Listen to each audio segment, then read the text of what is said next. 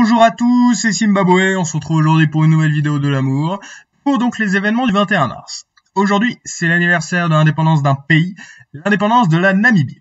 Alors la Namibie, donc c'est un pays du sud de l'Afrique, voilà, qui est ici, qui a des frontières avec l'Afrique du Sud. Et il faut savoir que c'est un pays très spécial parce qu'en fait, il avait été colonisé par l'Allemagne. Hein. Il y avait notamment eu des massacres plutôt chauds des Allemands sur ces pauvres Namibiens.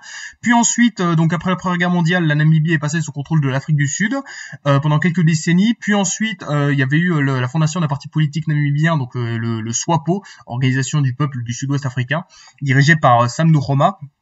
Donc qui luttait contre qui luttait pour l'indépendance de son pays et contre la politique d'apartheid évidemment de l'Afrique du Sud.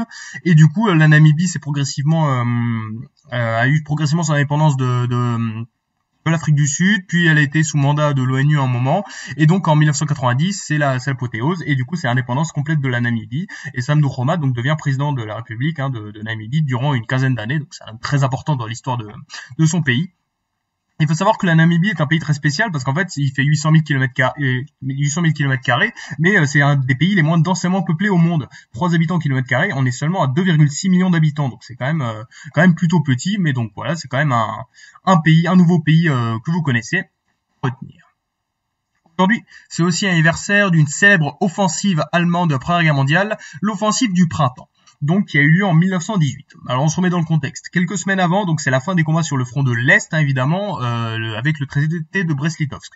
Du coup, l'Empire allemand se retrouve avec un seul front, le front de l'Ouest, et du coup, elle décide d'envoyer toutes ses troupes le maximum pour défoncer les Alliés avant que les États-Unis n'arrivent vraiment et pour arriver à gagner la guerre. Donc on a eu une grosse offensive qui est tentée, voilà, dès 4h40 du matin en Picardie avec le maréchal Ludendorff, dirigé par Ludendorff.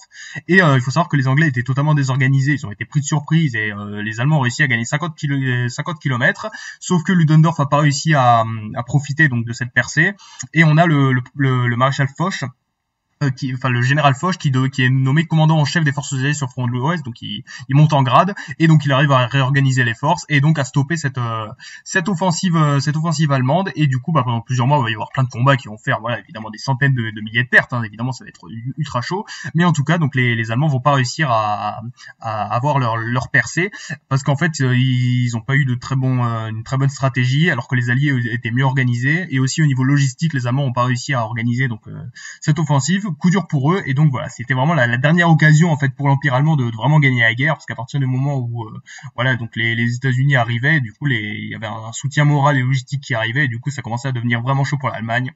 À retenir. Et aujourd'hui, c'est aussi l'anniversaire de la promulgation d'un célèbre code juridique français, le Code civil, ou aussi appelé Code Napoléon, donc un code juridique qui regroupe des lois relatives au droit civil français. Et en fait, il faut savoir que c'est un code juridique qui a été créé donc par Napoléon, en fait, juste après son coup d'État en 1799. Donc on était dans une période de calme, hein, évidemment, de calme politique. Et du coup, Napoléon en a profité donc voilà pour réorganiser tout ça, parce qu'en fait, il n'y avait jamais eu de vrai code civil universel en France. Et donc on a le code est rédigé pendant plusieurs années, et d'ailleurs il touche à tout en fait ce code, hein. Il y a les personnes, les choses, les actions, et vraiment il est très important. Et il faut savoir que donc en fait ce code a eu une très grande influence, hein, évidemment déjà en France et aussi même à l'international, parce que comme évidemment vous le savez, Napoléon a envahi plein de pays, et du coup il en avait profité pour mettre son code dans plein de trucs, hein. Par exemple la Rhénanie, la Varsovie par exemple, il y a des trucs, des pays en Afrique, il y a même des pays en Amérique du Sud, vraiment partout il y a des gens qui se sont inspirés de ce code civil napoléonien. Il faut savoir que le code civil existe toujours. Alors, il a été modifié sur certaines choses qui concernaient la famille, hein, parce que bon, la femme était considérée comme une mineure, donc c'était un peu chaud, et sur certains contrats, mais il y a des trucs qui ont été totalement conservés, notamment donc le droit de propriété, hein, évidemment, qui est un droit de la Déclaration des droits de l'homme, a été très très globalement conservé. Donc voilà, un code très important donc dans l'histoire du droit français à retenir. Voilà donc les 3 événements du jour. On a l'indépendance de la Namibie en 1990, l'offensive du printemps en 1918 et la promulgation du Code civil napoléonien en 1804. C'était Zimbabwe.